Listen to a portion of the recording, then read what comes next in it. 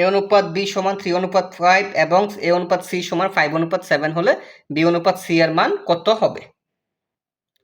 এখানে আমার দুইটা অনুপাত দেওয়া আছে, একটা এ অনুপাত বি সমান 3:5 এবং এ অনুপাত সি এর মান 5:7। এখানে দুইটি অনুপাতেরই প্রথম রাশি এ এবং প্রথমটি এর মান 3, দ্বিতীয়টি এর মান 5।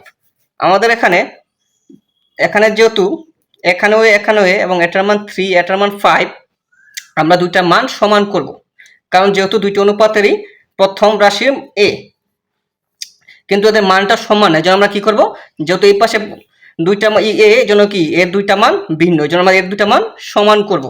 এই জন্য এই 3 কে আমরা 5 দ্বারা গুণ করব, আবার এই 5 কে 3 দ্বারা গুণ করব। আর অনুপাতের ধর্ম অনুযায়ী অনুপাতে কোনো রাশিকে একটি সংখ্যা দ্বারা গুণ করলে অপর রাশিকে সেই সংখ্যা দ্বারা গুণ করতে হবে। এই 3 কে আমি 5 দ্বারা গুণ করছি, এই 5 কে আমার এই 5 দ্বারা গুণ করতে হবে। একইভাবে এই 5 কে আমি 3 দ্বারা গুণ করছি, এই 7 কে আমার 3 দ্বারা গুণ করতে হবে। তাহলে গুণফলটা দাঁড়ালো 3 × 5 = 15, 5 × 5 = 25,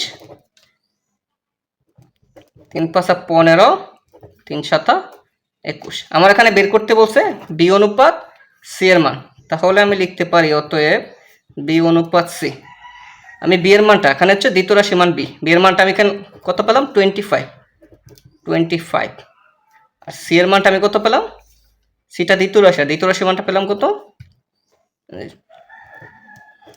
21। তাহলে বি অনুপাত সি পেলাম কত আমি 25:21। আশা করি সবাই বুঝতে পারছেন।